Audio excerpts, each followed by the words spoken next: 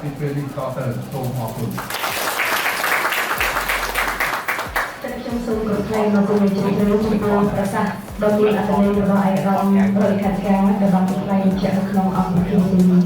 ឯកឧត្តមលោកជំទាវអរគុណជាមួយទីគោរពពេលនេះខ្ញុំសូមអនុញ្ញាតចាស់សូមថតរូបអនុស្សាវរីយ៍មុននឹងឈានទៅដល់ការបើកលើវគ្គសិក្សាប្រសិនអញ្ជើញ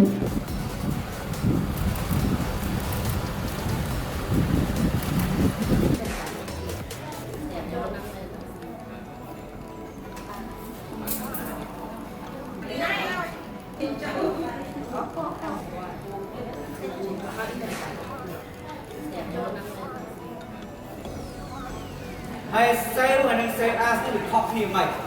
ba này vô thang nâng cái sáng ta kia đụng nâng trong đại đi còn đại sinh chưa rương đọc hết cả đá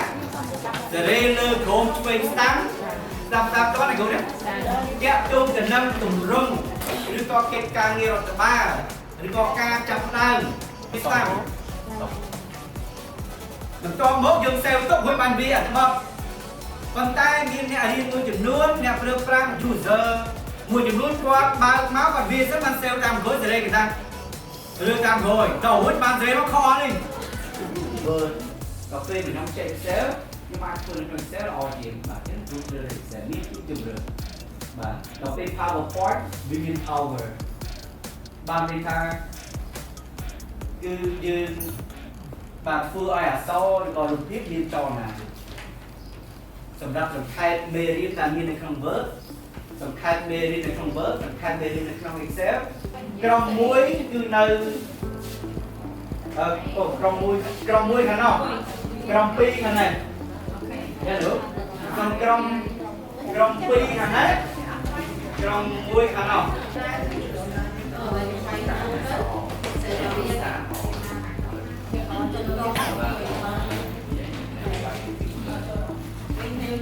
Excel PowerPoint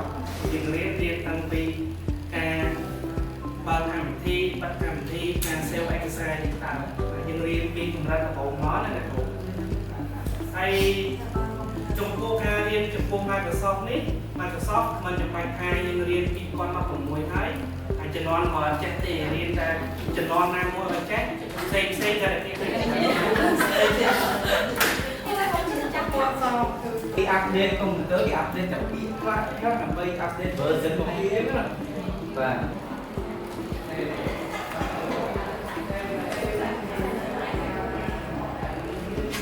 សេវអីរួចអស់ហើយ drive រួចអស់ហើយបាទអញ្ចឹងយើងនិយាយនឹងមួយទៀតមកដើម្បីបញ្ចប់ file ហ្នឹងបាទចូល info នេះហើយយកពីអាខាងលើគេនោះ protect document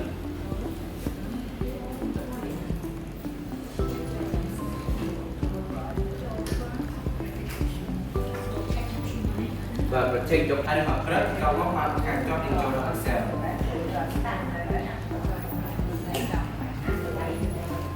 ដាក់សុំនេះបាទអ្នកគ្រូដាក់អ្នកគ្រូ select លើពាក្យហ្នឹងអ្នកគ្រូ select លើសខាងរៀនយូរមែនតែចំណេះដល់អស់ហើយស្អាតខាងរៀនទៀតខ្ញុំសុំខាងរៀនយូរមកច្រឡំរៀនគ្រូវិញឆ្លង